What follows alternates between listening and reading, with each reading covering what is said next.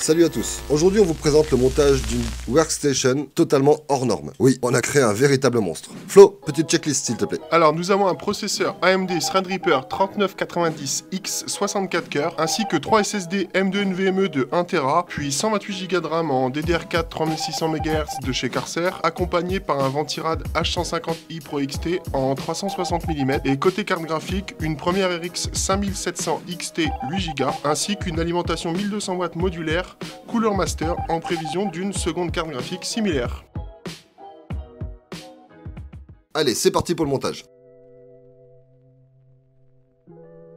Bon, je pense que tu déballes le processeur, t'avais hâte. Ouais, on est sur un petit packaging sympathique. Ryzen de chez AMD, ils ont fait un truc sympa. Une petite boîte en plastique, c'est propre.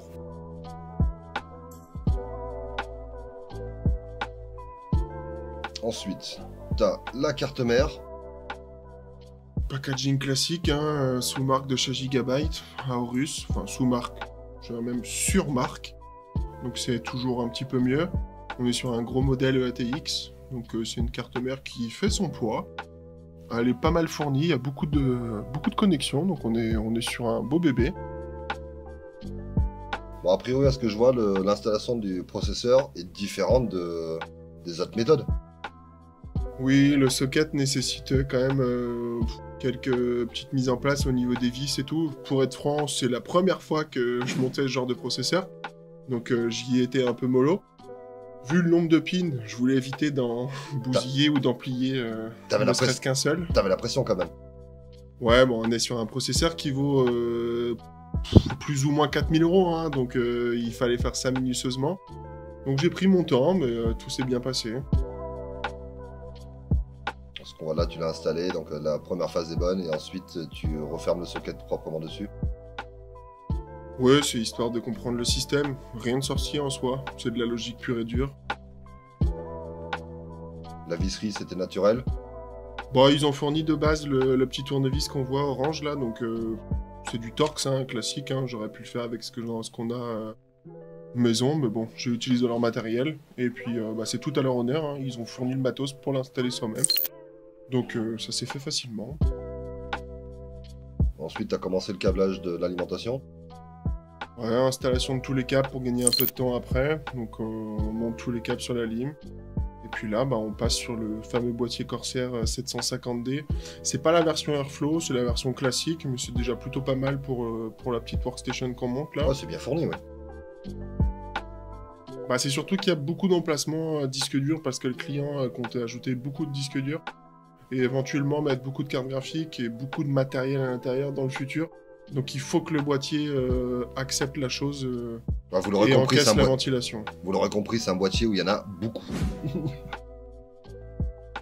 Donc là on installe les petits M2 NVMe, hein, toujours un peu chiant, leurs petites et fameuses vis hyper simples et hyper petites qui sont un peu galères à installer. Bon, ça se fait, hein, faut juste y aller tranquillement et puis voilà. Hein. Oui, rien d'anormal, c'est un modèle qu'on commence à connaître maintenant, c'est plus non plus tout jeune et c'est une technologie bien avancée. Ouais, non, après, c'est juste que le choix du client, là, mettre 3 SSD NVMe 1 Tera, on était quand même sur un beau bestiau, quoi. Donc à ce stade-là, tu vas installer la carte mère dans le boîtier. Oui, on installe, on vérifie que les entretoits sont au bon emplacement, on cale tout, et puis on visse, hein. Donc là, je prépare les petits ventilos pour le water cooling, on fait des petits checks pour que le cam management soit prêt à l'avance, mettre les ventilos dans le bon sens, pour que l'éclablage soit le plus propre possible. Et puis on visse, quoi.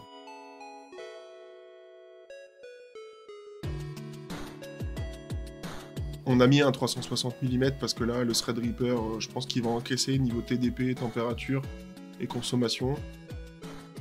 Donc c'est toujours bien de passer quand même sur un bon Ventirad, surtout pour ce genre de processeur, vu l'utilisation de du client derrière. Donc on a mis ce qu'il fallait, quoi. Donc, une fois que le Ventirad il est prêt, tu le visses par l'extérieur sur le châssis directement. Oui, ça s'adapte facilement, hein, le boîtier à tout ce qu'il faut au niveau modulation. On peut mettre tout et n'importe quoi sur ce genre de boîtier. Sur du boîtier grande tour, hein, donc c'est pour ça que tu peux passer un Ventirad avec trois ventilateurs dessus. C'est ça. Installation de la pompe, classique. Hein. On cale le truc sur les pas de vis avec les entretoises et puis on visse par-dessus Les boulons.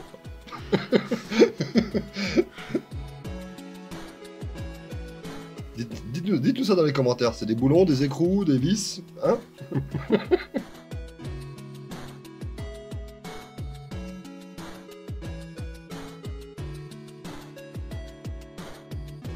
Bah, c'est qu'il est quand même mastoc, hein, ce processeur. Vu la pompe qu'on met dessus, le processeur est plus grand que la pompe. Donc quand je l'ai installé, je me suis demandé, mais ça me paraît un peu bizarre. Est-ce qu'il va vraiment être bien ventilé par la pompe et bien refroidi? Mais de ce que j'ai lu sur les notices et tout, il n'y a pas de problème, c'est fait pour, donc c'est parti. Hein. Là, t'optimises un peu ton câble management à l'avance pour bien brancher tout. C'est compliqué de passer les fils au bon endroit? Non, pas spécialement. C'est juste que faut anticiper, qu'il faut réfléchir à comment tu vas câbler la chose sur la durée.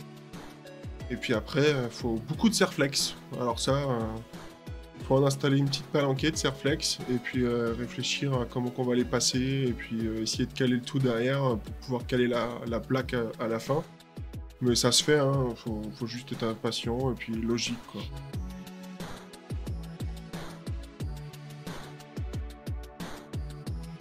Surtout pas s'énerver, quoi. Hein. Faut y aller tranquille. Et puis faut connaître, quoi. C'est en faisant vite qu'on fait mal. Donc généralement, faut prendre son temps.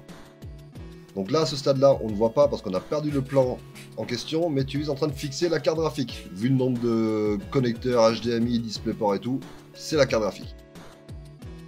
Ouais, le client n'avait pas forcément un besoin d'une aussi grosse carte graphique, mais il avait des besoins futurs. Donc initialement, on est parti sur une RX 5700 XT. C'est un gros modèle de chez AMD. Quitte à rester chez AMD, vu qu'on était sur un processeur AMD, je lui ai proposé cette carte, qui est un beau bébé. C'est un gros modèle, hein, 8 Go. C'est le plus gros modèle de la marque en restant sur le haut de gamme, pas sur le haut de gamme pro. Parce que là, on est sur des prix... au-dessus de 2000 €, donc c'est déjà pas mal pour ce qu'il va en faire. Et puis bah là j'installe les petits câblages et puis bientôt fini, quoi. Ouais, il reste pas grand chose. Il reste une petite étape, tu peaufines les détails, tu mets les câbles au bon endroit, tu passes les derniers câbles dans les emplacements et tu finis ton câble management. Et surtout après, il te reste un petit plan qui nous reste à présenter juste après. Bah après on installe la RAM, là on la voit déjà présente. Mais vous allez voir, le client a fait un bon choix. On a rempli tous les slots. C'est plutôt sympathique d'avoir tous les slots de remplis, c'est rare que le client remplisse direct. Ouais, il y a quand même 128 là, Go de RAM. Ouais, il y a une bonne quantité de RAM. Hein. On est sur une machine workstation, le client, je pense qu'il a des besoins derrière. Pouvoir faire tourner pas mal de logiciels avec des tâches automatisées, de l'encodage, du rendu 3D, ce genre de choses. Donc plus il y a de RAM, mieux c'est. Ça facilite le travail, quoi. C'est clair. Personnellement, j'aurais mis plus de RGB. Alors ce que je vous propose, c'est si vous avez kiffé cette vidéo, vous nous mettez un beau pouce bleu, vous vous lâchez sur les commentaires et surtout vous pensez à vous abonner parce que bah, c'est comme ça qu'on vit, notre chaîne vit aussi grâce à ça, grâce au travail qu'on fait. J'espère que ça vous plaît énormément. Donc maintenant, je vous laisse simplement kiffer la main.